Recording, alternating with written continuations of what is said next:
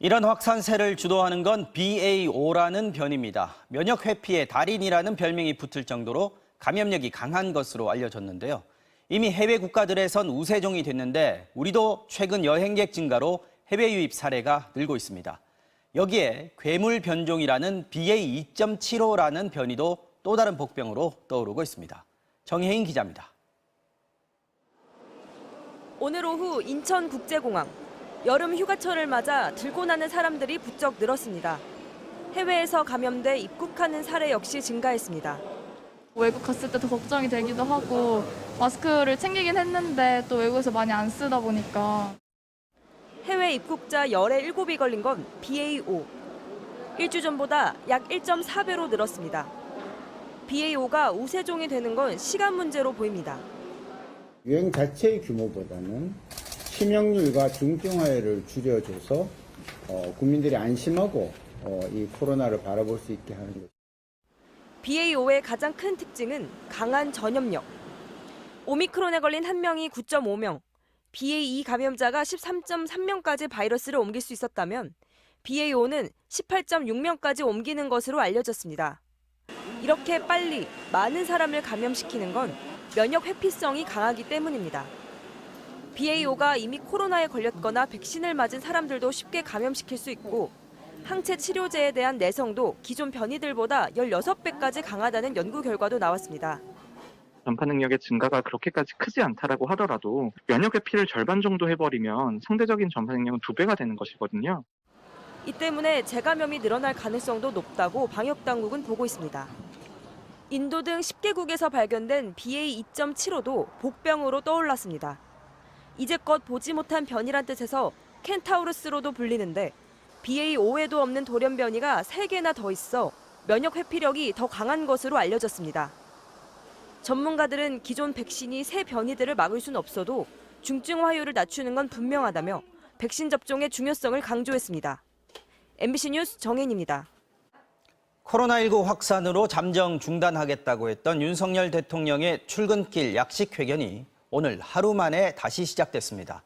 대통령과 기자들이 멀찌감치 떨어진 상태에서 질문과 대답이 오갔습니다. 먼저 신수아 기자가 전해드립니다. 오늘 아침 용산 대통령실. 출근길 약식 회견, 이른바 도어 스태핑을 하지 않겠다는 대통령실 발표에도 불구하고 기자들이 모였습니다. 윤석열 대통령이 들어서자 대화가 시작됐습니다. 이 정도로 도어 스태핑 하시는 건 좀 어떠세요? 물어볼 거 있으면 물어봐요, 그럼. 윤 대통령과 기자들은 8m쯤 거리를 두고 약식 회견을 사실상 다시 시작했습니다. 코로나 대유행하고 있는데 방역을 좀 어떻게 하실 계획이신지. 내일 아마 총리 주재로 중대본 회의가 열릴 겁니다. 거기서 기본적인 방침을 내일 발표할 겁니다. 경제와 민생도 강조했습니다. 지금 경제 상황이 많이 어렵습니다. 어제 추경호 부총리 보고도 받으셨을 텐데요.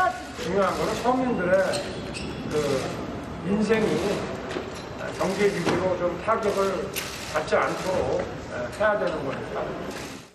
2분 남짓한 시간 동안 윤 대통령은 2개 질문에 짧게 답했고 경호원들을 바라보며 약식 회견을 계속 해야 하지 않겠느냐고 말했습니다. 내일도 하실 거예요? 이거야 하나 안 되겠어.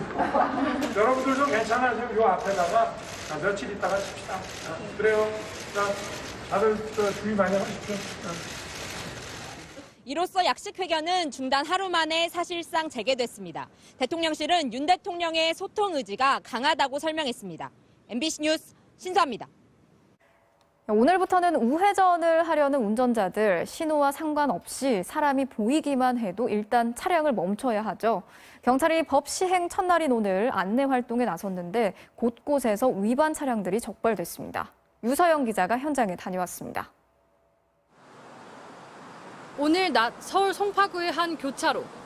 신호등이 없어 차들이 계속 우회전하자 기다리다 못한 시민 2명이 뛰어서 길을 건너갑니다. 경찰이 막 지나간 차량으로 다가갑니다. 선생님께서는 보행자가 이렇게 건너려고 했는데도 이렇게 통과하셨기 때문에 위반 상황이 되는데 지금은 계도 기간이니까. 이번엔 한 학원 버스가 우회전하려다 자전거를 타고 지나가는 시민을 보고서야 멈춰섭니다. 그 뒤에 버스도 대기하는 보행자가 있는데 일시정지하지 않고 지나가다 적발됐습니다. 보행하라고 할 때에도 멈춰야 되는데 위반입니다. 오늘부터 위반이고 오늘은 앞으로는 주의하라고. 오늘부터 강화된 도로교통법이 시행되면서 우회전하려는 운전자들은 길을 건너는 사람은 물론 건너려고 기다리는 사람이 보여도 일단 정지해야 합니다. 어린이 보호구역에서는 더욱 주의해야 합니다. 유치원 맞은편의 횡단보도입니다. 오늘부터 신호등이 없는 어린이 보호구역 횡단보도는 건너는 사람이 없어도 우선 멈춰야 합니다. 하지만 현장에선 차들이 줄줄이 꼬리를 물며 지나가다 적발되는 모습이 보였습니다. 사람이 없을 적에는 그냥 가도 되는 줄 알았지. 일부 운전자들은 건너려는 사람만 보여도 멈춰야 한다는 규정이 애매하다고 호소하는 등 곳곳에서 혼선도 빚어졌습니다. 제가 쉬운 게 아니잖아요. 얘기하고 계시다가 갑자기 건너시면은 제가 건너지 않은 것도 모르잖아요. 우회전 차선이 계속 밀리면 직진 차선도 함께 밀리니까 교통체증이 더 심할 것 같아요. 하지만 보행자들은 길을 건널 때 좀 더 안심할 수 있게 됐다며 반겼습니다. 차가 이렇게 왔을 때, 우회전 해갖고 왔을 때, 그때 이제 조금 깜짝깜짝 놀라고 그런 적이 있어요. 경찰은 앞으로 한 달간 계도 기간을 두고 그 이후 적발되면 승용차 6만 원, 승합차 7만 원의 범칙금과 벌점 10점을 부과할 예정입니다. MBC 뉴스 유서영입니다. 경기도의 한 대형 종합병원에서 피부를 꿰매는 봉합수술을 간호조무사가 해온 사실이 드러났습니다. 의료법상 수술은 반드시 의사가 해야 합니다. MBC가 수술 영상을 입수해서 봤더니 수술실에 의사는 없었고 간호사는 간호조무사를 보조하고 있었습니다. 경찰이 수사에 착수했습니다. 김상훈 기자가 단독 취재했습니다. 지난 4월 경기도 수원의 한 종합병원 수술실. 수술대에 누운 환자 앞에 한 남성이 실이 달린 바늘과 집게를 들고 앉아 있습니다. 이 병원의 간호조무사입니다. 그런데 환자 발목에 피부 사이로 바늘을 넣고 실을 잡아당기며 직접 수술을 합니다. 수술 봉합이죠. 의사하고 수술 같이 하고 그리고 의사는 이제 그러겠죠. 마무리 좀 부탁해. 원래는 의사가 다 해야 돼요. 수술 부위를 꿰매는 건 분명히 수술의 일부로 의료법상 의사의 몫입니다. 간호사가 해도 불법인데 간호조무사가 하고 있는 겁니다. 비슷한 시기 또 다른 수술실. 역시 의사는 보이지 않고 같은 조무사가 봉합수술을 하고 있습니다. 옆에서 간호사가 가위 같은 수술 도구를 건네주고 실을 잘라내며 조무사를 보조합니다. 조무사가 간호사에게 수술 일정을 확인하기도 합니다. 내일 아스로가 2개를 오는데 아스로 3개, 오후에 2개, 수요일만 없으면 이번엔 다른 간호조무사가 수술대 위에 환자의 무릎 쪽에 주사를 놓는 모습이 잡혔습니다. 수술이 끝난 뒤 마치 의사처럼 환자에게 수술 경과를 설명해 주기도 합니다.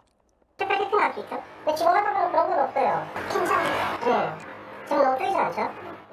의원급 1차 의료기관에선 의사의 지시를 따라 간호조무사가 주사를 놓을 수 있지만 종합병원에서는 그럴 수 없습니다. 조무사의 처치가 끝나고 마취가 풀리면 환자들이 석연치 않게 느끼는 적도 있다고 합니다. 이거 환자가 물어봐. 이거 왜 이렇게 좀 삐뚤어요? 의사 선생님이 설명해 줄 겁니다. 그렇게 하고 넘겼는데 진작은 가죠. 개판으로 꼬매놔가지고 사고가 생겼구나.